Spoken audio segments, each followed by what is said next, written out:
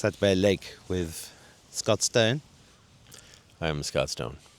and Joe Pizza Rosati. Yes, welcome everybody. Middle name is Pizza. Yeah, is that your middle name? Giorgio. Giorgio. Oh, Jesus. This is like an Italian sandwich. It is. An Italian sandwich Or on tiramisu, I think, maybe. an Irish lake. You can be the bitter coffee in between the mascarpone. I don't want to be between it. No. No, I love being between these two guys. Because this is the TruthStream guys, right? What are you guys doing in Ireland? I'm running this show now, okay? What are you Yes. doing in Ireland? We're visiting an amazing retreat center run by two really cool dudes, Mark and yeah. Gary. Oh, yeah. And sometimes Mark is also Gary. Yeah, I was. Sometimes Joe is also Scott, and Scott's also. I know, I called him Sean the other day. Every once in a while, there is a Sean Stone. We've had him on the show. Oh, there is. Yeah, you're right. Yeah. Yes. So Well, there's a castle behind us. Yeah, where are we, Mark? Mark, tell me about the castle. So this is called Loch Key, right? It's beautiful, isn't it? It's gorgeous. And behind us is a castle in the lake known as McDermott's Castle by some people. And it's a very historical place. It's one of the few castles, probably the only castle in the world, where a whole army was raised against it by King John about 1,000 years ago. Don't shoot me on the dates if you're watching this. For unknown reasons. Because it has no strategic significance. It's not on a hill. Right. It's in the middle of a lake. What's in the castle? Who knows? So why do you think it's there? Well, I have a lot of theories about it, and I've spoken to a lot of people, including the owner. There's a local man called Sean who owns this castle, who I think is the caretaker of this castle. But what interests me the most about this castle is the fact that 100 years ago, Ireland's most famous poet, W.B. Yeats, who's from Sligo, which is about 30 miles down the road, and a man called Aleister Crowley were here, and they were members of the Hermetic Order of the Golden Dawn, which traces its way back to Egypt. The Egyptian links with this country are astounding when you look into them. If anybody watching this has never read Island Land of the Pharaohs, it's well worth a read. You've got to watch The Wind on this thing, because it talks about lots of things, especially the black magic that was put upon this country. 16 layers on Ireland compared to 2 layers on other countries, which explains a lot, because this country has been hammered and hammered and hammered over centuries and centuries and centuries. My own grandmother left this country as a baby in 1918. From Limerick. She was born in Limerick, and I have yet to find out exactly why that happened. What I do know is when she got to England, she married my grandfather.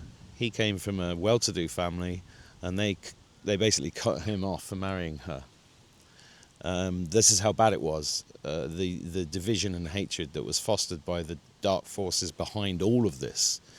When I say all of this, I mean, when I grew up in England in the 70s, English people were afraid of Ireland because of the IRA, the troubles in Northern Ireland, the division in this country, the division between the English and the Irish, and between the Protestants and the Catholics. Divide and conquer is their modus operandi.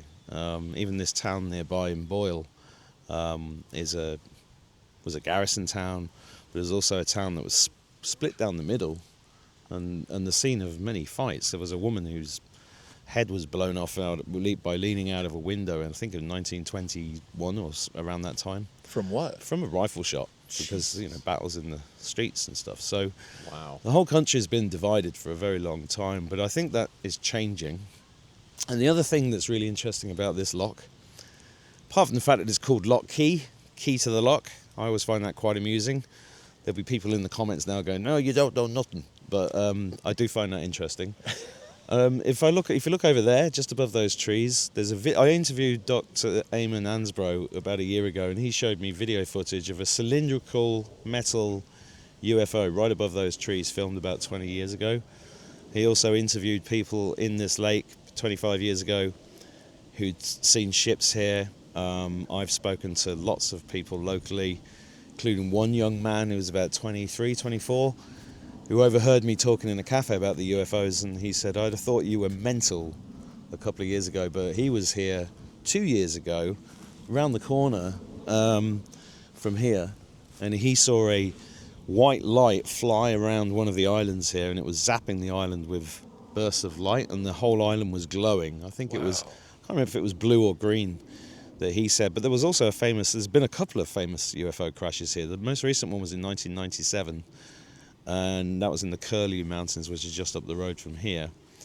And apparently, I wasn't here then, but apparently the Men in Black came out, the American military came out of nowhere, and the whole place was cordoned off.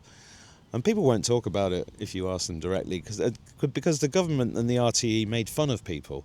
I've also met, I think it's 3 guys in their 70s now, who had a close encounter of the third kind in the Curlews. I think it was in the Curlews, and they actually saw a ship, all 3 of them. And I've heard directly from them, but the national TV company here took the piss out of them, basically, so they don't talk about it anymore.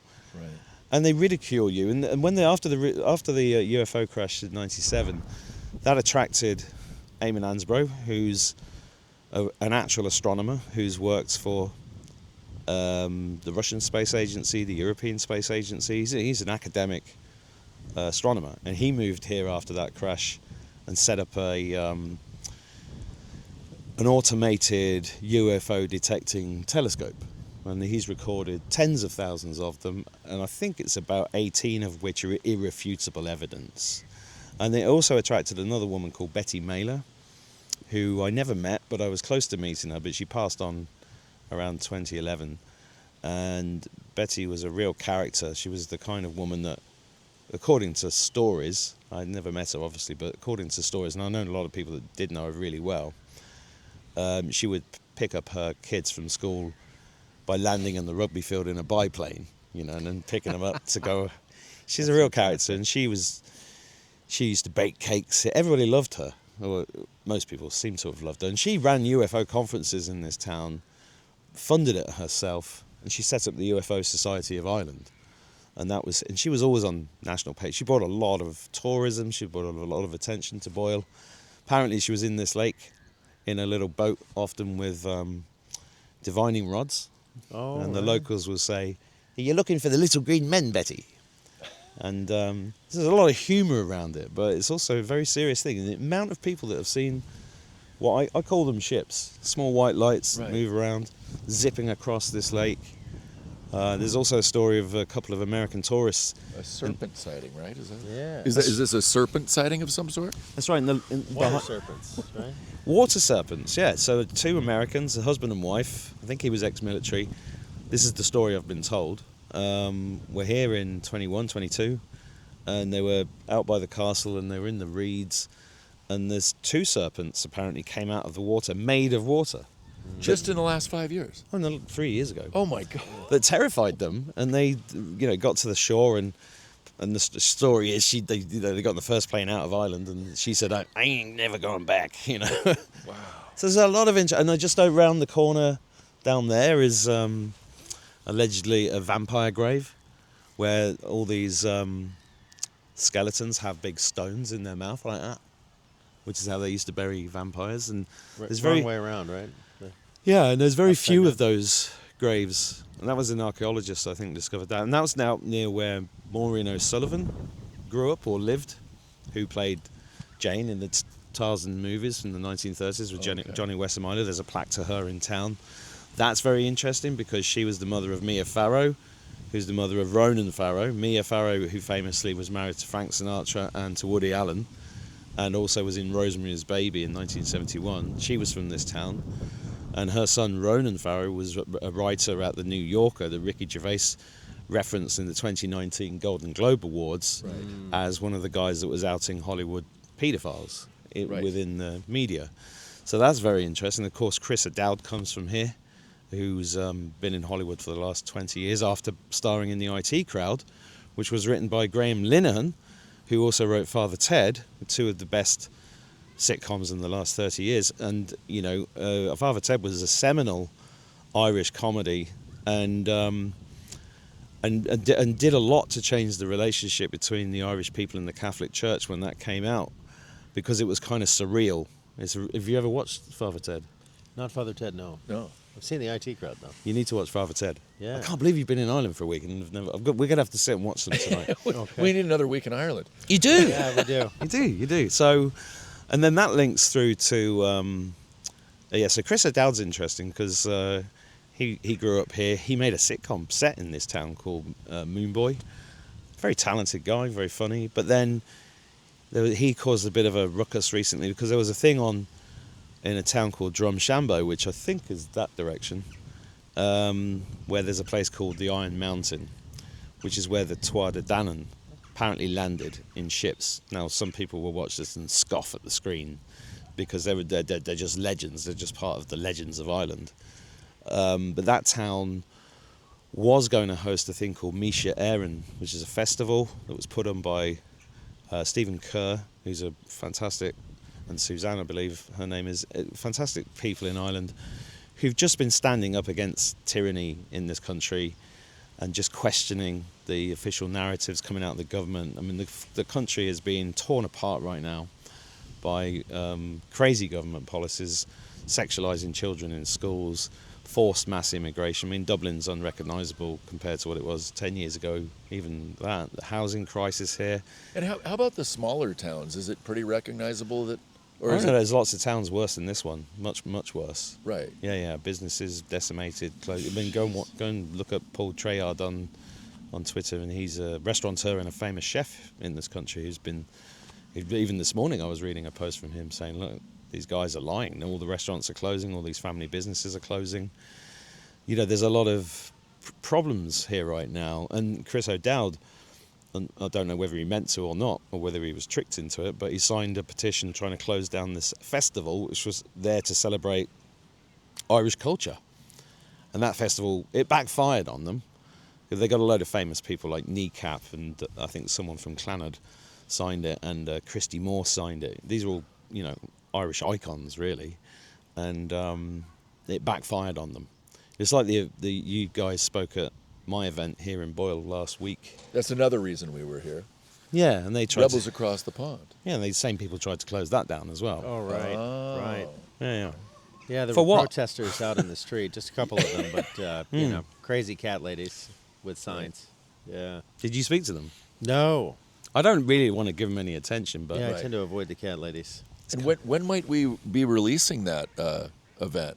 so it's being edited right now. Should be ready Monday. Oh wow! So what date is it now? 25th, 26th, Today's 26th. 20. Yeah. Should be out by the 28th, 29th. Okay, of September. Fantastic. Oh, by the way, welcome to Ireland. Well, thank you. yeah, I feel it's welcome. been incredible. Yeah. Scott and I were here 6 years ago, and it wasn't quite the same We're only welcome. now feeling welcome. Yeah. Right. Well, I think we were under some kind of psychic attack because there was a lot of weird things that were directed at us, primarily for being Americans, and we weren't allowed in either nightclubs for the pants we were wearing, or Really? yeah, we were directed to I a think bar. you're supposed to wear trousers here. Yeah, well, you know. Scott had pants that looked kind of like zip-off no, pants. there were no zippers on my but they weren't. Well, Pants is underwear here. You know that. Oh, trousers. So Yeah. my trousers, you could zip off at the knee because They you're were- trying. breakaway, you know, for work. do that movement again. But Scott's weren't the break. Bachelor parties, that sort Yours of thing. weren't breakaway, and they still wouldn't let you in. No. Yeah. So they just kind of targeted us with apparently how we presented ourselves or our accents or what have you. Anyway, this trip's been way better, much more incredible, and very welcoming. So Oh, it's been quite the fantastic. opposite. Well, we're still on the topic of the castle. Yes. And Crowley. Crowley was often referred to or went down in history as the wickedest man that ever lived. Mm-hmm. And apparently he delighted in that title. But you told me he was given that title from Yeats. No, No. I think he was given that title by Lord Beaverbrook. Oh, that's right. So Lord Beaverbrook was the editor and owner. Well, he was the owner. I don't know if he was the editor of the Daily Express during the Second World War. Which was that a paper? It's a very big newspaper Right. in the UK. He was Canadian, and there was a curse put on him and his family by Crowley because, as the story goes, he realised that Churchill wasn't everything he said he was, and I think they fell out because he was basically running the propaganda for Churchill at the beginning of the Second World War, and then apparently, and this I got this from a relative of Beaverbrook's, that he was he called out Crowley for being the wickedest man on earth. I don't know if he actually used that phrase, but it was so bad for Crowley that he couldn't walk the streets of the UK anymore, and I think that's when he moved to Italy. Yeah. So When he died obese and syphilitic in a hotel room. I don't know. Penniless. I don't know. I think he's probably still alive somewhere. But well, that's the story anyway. Yeah. And he left the Order of the Golden Dawn because it wasn't wicked enough. yeah, I don't know. Whoa. Yeah, I mean there was a big fight between Well, Yeats and Crowley in London, Yeah. not far from Baker Street. Apparently, again, somebody in the comments will correct me. Yeah, and they fell out because Crowley was like high up in every secret order going. And I think he wanted complete dominance, and he was the guy that said, "Do as thou shalt wilt." Do as thou wilt. I want murder. I want rape. I want calling out for all of that stuff. And so many icons of the last 70 or 80 years. In fact, my last YouTube channel got taken down immediately without warning because I linked Crowley to Ian Fleming, which is connected to this area as well in a weird way, and to Jimmy Savile, and to John Dee, and to Philip Schofield. Now, that through line there, that's why this video probably I can't put up on YouTube now. Right. Because... Well, you can now. Alex Jones is back on YouTube now. Is he? Yeah. Can you Alex Jones, that's not the real Alex Jones. can you give the viewers just the cliff notes of John Dee, because you bring him quite a bit on the show. Well, I'm fascinated by John He's Dee. a fascinating character, yeah. Right. So firstly, John Dee was a polyglot, and he worked in the court of Queen Elizabeth I, and he was a physicist, a mathematician, a poet. He was one of those annoying guys who was good at everything. And apparently he started working with a mystic who taught him how to connect with the fourth dimensional entities. And so he did this apparently not out of any particular interest necessarily in the esoteric, but more out of the thirst for knowledge. This is how I understand it. And he asked them for information about how the universe, real history and how the universe works, how physics really works. Now, were his intentions good? I don't benign? know. I Okay, wasn't you're not- there. okay. I mean, this is 500 years ago. So Right. He, this is how the story. This is from the research I've done, and this is top of the head. I'm not referencing anything in front of me. You got to do your own research on this, but it's so interesting, it can't really be ignored, and it does connect, I think, to Crowley and Savile, and this place and Sligo down the road, which is another story. And don't go into all of that today because there's a lot of fudgy areas there. Yeah. But with Crowley, with John Dee. Apparently, he did a deal with the fourth dimensional entities. In exchange for the knowledge, he had to supply them with something, and that something was not pleasant. And he got overloaded apparently with the information that was coming in, and recruited scholars, and set up the University of Oxford and Cambridge. I'm not sure exactly which one he set up, whether it was both of them or one of them or maybe more. But then these notes were written into books that remained in secret vaults for centuries, not unread, being read by people that followed, had to carry on with the deal, I guess. And see, Crowley was famous for calling in an entity and communicating. There's a famous picture of it. It looks a bit like what we'd call an ET. Lamb. Yeah. That's right. I was just struggling for the name. Thank you. You're welcome. I had kebab in my head. Now I know why. Lamb kebab. Stick him on a steak. You can just call him kebab. I think that's hilarious. I like it. You just take the piss out of demons because they don't like it. But anyway, John Dee did this, and the other interesting thing about him is he signed his letters to Queen Elizabeth I 007. Oh. Really? Which is shorthand, I believe, for Tubal Cain. Tubal Cain was the grandson or great-grandson of Cain. That makes perfect sense. As in Cain and Abel.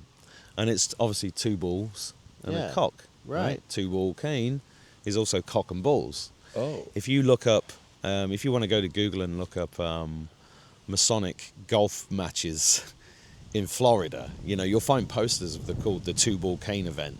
They love him in Freemasonry because he was like a legend.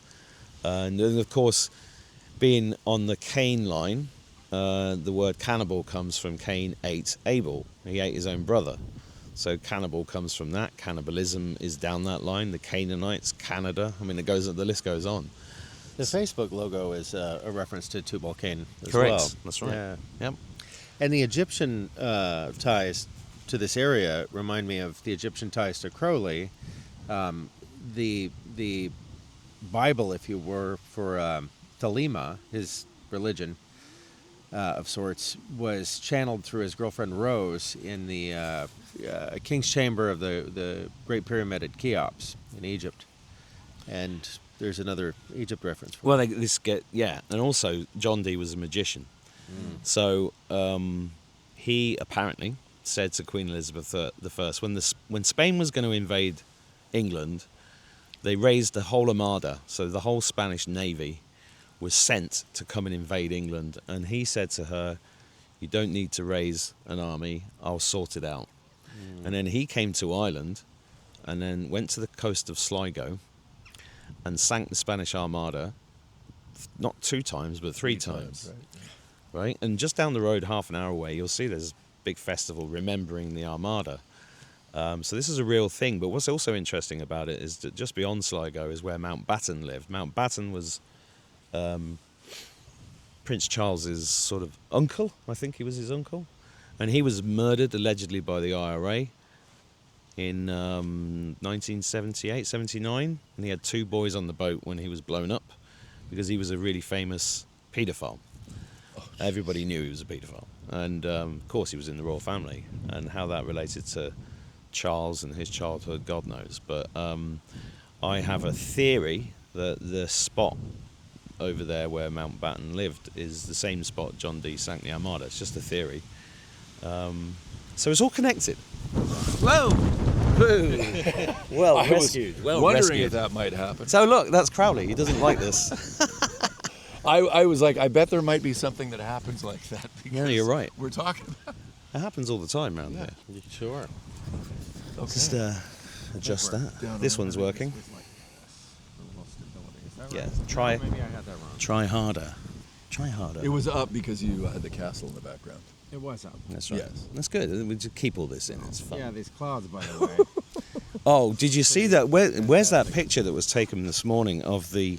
Oh, the UFO. Oh, it's 100% a UFO. Let me dig it out. And See if I can show everybody. Yeah. Because we have somebody here from Canada called Leaf right now. Yes. And Leaf came down Lock Key this morning and took this picture, which I posted on social media this morning. There's a reason I didn't take the case off the phone, and that was the exact reason. Well done. You did a great job there. Yeah, see if I can show everybody this picture, because Yeah, it's in the WhatsApp group. I mean, it's such a UFO. It's ridiculous. And Here it is. Here it is. Mark, we won't get to in the details here, but Can you see this picture? it's all. You know what? I'll put it up. Yeah. Let me just show it to this There we camera. go. Can you see that? Oh, that's the. Yeah, there it is. So there you go. UFO right over the castle, right behind me. And those interested in Sligo and that's Ireland a UFO, and right? Donald Marshall, we're going to be putting something together on those topics about what's been going on in Sligo. Underground, we'll leave it at that. Well, there's a lot of stories around it, and Right. I don't try not to go into things that I can't prove, but yeah, there's a lot of interesting stuff about the Knights Templar, about this. Excuse me. There's also theories about this whole Sligo area being the Garden of Eden, or being the place where Noah first landed after the floods. I can't verify any of that, so I don't go deeply into it, because I can't verify a lot of the stuff about John Dee. But what I would say, if you're watching this, is do some research, Right. because it's not just connecting this area; it's the whole world, right? Crowley was a global phenomenon. Oh, absolutely. Yeah. Still is. Still is. I mean, look at all David Bowie's last album, Black Star, was it? It was all. Crowley references. I mean, Crowley was on the cover of the Beatles' Sgt. Pepper. Yep. Yes. And there's a lot of reference, And Jimmy Page worked a lot with Crowley. from Yeah, well, Jimmy Page purchased the estate on Loch Ness, where That's right. Crowley allegedly opened a portal and then neglected to close it. Caused a lot of problems. And that's where Jimmy Savile had a house up there. Yeah. And there's a famous picture of Jimmy Savile with Prince Charles. They were best friends. Charles left Jimmy Savile a note, a Christmas card or something, saying, "Your country will never know what you've done for it." And, you know, they were literally best buddies. And Savile was, we're going to talk about Savile for a minute. I mean, this is a coal miner's son, but he was the seventh son or something. And this guy was a DJ. He was a coal miner and then a DJ, disc jockey, in the 50s. And he went on to become one of the most influential and powerful people in the music industry in the 1960s. He was involved with the Beatles, which is a deeply satanic band, and Product of the intelligence agencies. it's all Tavistock Institute, right? Very much, yeah. And Savile was, I mean, he was advising Israel on their foreign policy in 1973. No, I didn't know that, but it Yeah. doesn't surprise me. Yeah. Wow. And he was called in to advise Princess Diana on their marriage. I mean, this is the guy, I used to write letters to him when I was a kid because he was on TV every Saturday on a thing called Jim'll Fix It. And he had a big chair and he sat there with a cigar on a Saturday night with little children, my age, on his knee. Oh Yeah, my I've seen God. some of that. You know, and this is why the BBC has to go. Yeah. Because the BBC has supported this since conception, and all of the national media companies need to be disbanded immediately because of their crimes against humanity and crimes against children. You know, there you go. the reason I think we're all doing what we're doing. Yeah, exactly. Right? Exactly. Yeah. It all comes down to the children, and speaking out and talking about this stuff is essential. But I'm starting to see the tide turn with people now around here who are starting to really question, you know, well, none of this makes sense. What's really going on? And I think all these things that we're seeing on a governmental level that are crazy. I mean, you had it 4 years of Biden. The I mean, auto pen. we all had it. Or his replacement. The auto pen. Yeah. Yes. The auto pen. Yeah. The auto pen president. The clone, Right. or the mixture of clone CGI, actors in masks, whatever. The Right. Biden show, I mean, it Biden was show. amazing in a lot of ways, but it was horrific on the surface, the same as what's going on with the Irish government, the British government, and the French government. You know, they're all doing or are in the process of doing horrific things to their people. But what's the net effect is that the people are now, people who didn't really question COVID are now going, hang on. Right. Well, the beauty of the Biden administration in that whole period of time was everyone thought they were going crazy because how the hell is this possibly happening? And so they were listening to people that they would have otherwise thought were completely batshit crazy like us. Yeah. So Right. thanks, Bud. There you go. Well, I think we should wrap this up about Thanks, a half Joe. hour due to the wind. Where is Joe? Joe's shot. He's gone. He's Joe gone. Biden, yes, he's shot. I mean, he told us. Oh, totally. When did you guys tune into Donald Trump? Did you always like him or what? Well, not back in the day. I always thought he was kind of tacky, but boy, did he grow on me. You know, I mean, once he entered politics, it was clearly in the right direction for the most part. Yeah. How about you, Joe? You know what to look for. Well, my dad liked him, but my dad wasn't a fan of the Democrats anymore, and I didn't really fully understand the whole Trump thing until really around COVID, 2019, 2020. You know, I think the Ricky Gervais, I think that was the 2020 Golden Globes. No, it was 2019. 2019? Okay. Well, no, yeah, you might be right, but I saw it the but other it was day. and that was huge. Yeah, That was huge for me because then I started learning more about the trafficking, and then then I was more open to Scott telling me the world that I think I live in and the world that I actually live in are two different things. And I heard enough of these pieces, and I was just like, and then with Trump, it was all, we heard a bit about Q, and then speaking in comms, and then the fake. When I heard Trump say really the fake news and really got it. Then it all kind of made sense. It all came together. So it's probably really 2019, 2020 for me when I really got more in line with what Trump was doing rather than, because it was just kind of, I didn't really understand what he was doing, but at the same time, why would he give up everything that he had in order to do what he's doing. And then I was like, wow, okay. Yeah, and things are shifting right now, aren't they? Yeah, I mean, I think they've completely shifted more or less. We're just more and more is being revealed as we go. You know, I think this is a battle that's been fought largely in secrecy. Maybe not even so secret, but you know, I'm a big fan of the John Wick movies, and if you'll notice in the John Wick movies, there's these fight scenes and gunfights and everything going on amidst a crowd of people, and they just continue to dance, and they're completely oblivious for the most part to what's going on. They don't react to the fights. They have their own currency, they have their own ways of doing things, everything's underground, and I think that's a metaphor. I think they're telling us an awful lot in those movies. I need to watch those again. Yeah. Or watch them in the first place. Yes. Yeah, I'm getting a bit worried about the wind. Yeah. here. Well, I think how do we want to wrap it up, guys?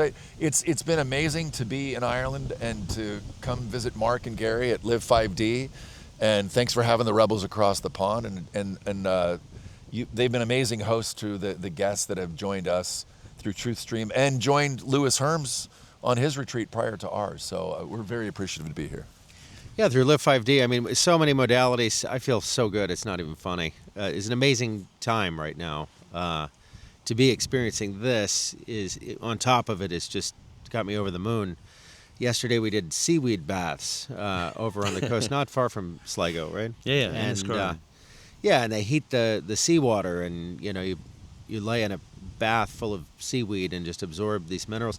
I figured out why I was so tired last night. Yeah. It was all the magnesium. Yeah. And I slept. I slept like a baby. It was amazing. So. What, with your thumb in your mouth and shitting I in your know. I was nappy? walking right into that one. You were. Yeah, for sure. And Mark, just so people know that aren't familiar with, just give the cliff notes on what Live 5D is for our audience if they're not familiar. Okay, so live5dhealth.com is the website that explains it. It's a long story, but basically myself and a guy called Gary decided to open a healing center because people were dropping dead. You know, one of my friends, he was multiple vaxxed. I said, "You're in trouble, you're going to drop dead," and he did. And I had anyway, so we set up this place with things that replicate nature, ancient wisdom plus cutting edge technology, to be a flagship place for people to go to once they realized that they are ill, right? It's because nobody is sick, they're toxic. This is a fundamental thing that people need to understand, and there's no such thing as disease. There is just dis-ease caused by toxicity. This is what Trump's and RFK's talk the other day about autism is about, starting to undo, so that people start to realize that the toxins that have been put into their bodies, and literally they have been put into their bodies, whether it's via a needlecraft or whether it's via Food, the air, the food, the clothing, right. everything. Water, especially the water. Big emphasis on water. And they're going to be Yeah. changing the fries and the burgers at McDonald's of all things. Yeah, this is good. This is how I think And that's an example of it. It is, Yeah. yeah. Consciousness is shifting, and a lot of these things are shifting. We just felt like it was important to do something.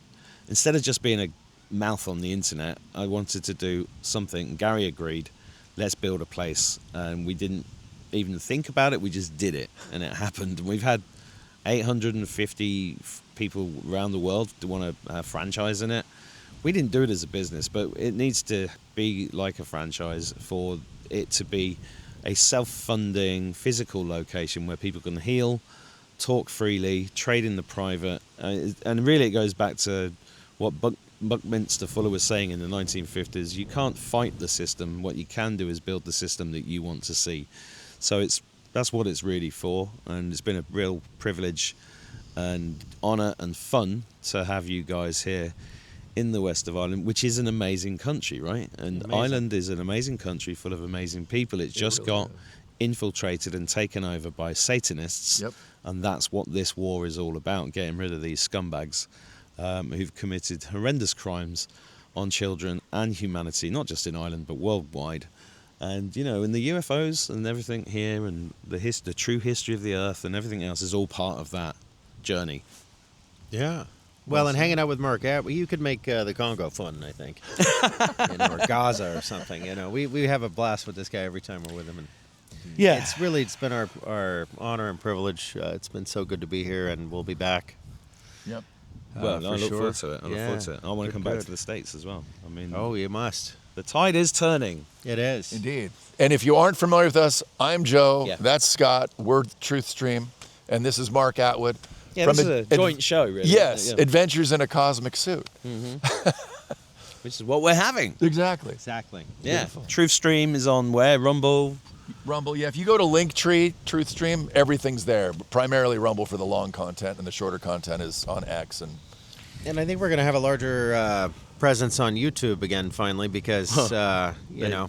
They're letting us back in. We'll exactly. We'll see. We'll see. Our old channel might be up. Who knows? I saw some new old channels pop back up yesterday. Oh. I've not had the email saying you're allowed back on, but We'll see. I mean, I've got a YouTube channel, but it's the third one. Yeah, Right. anyway. Ours is, I think, what, the fourth one? Second. Yeah. Yeah. Third. It's all part of the war. Hey, it's part of the fight, and we've been fighting it hard, and I'm pretty proud of the work we've done. No, you've done of amazing us. work, guys. Well, Especially this guy. all you can do is your best, right? Yep. Yeah. Do You the know, best. that's do all what any you of can us with can what do. you have. That's all you can do. Yeah, amazing. Well, thanks, guys. God bless you. All right. Take care. See ya. Bye. Nice. We avoided 2 possible falls of the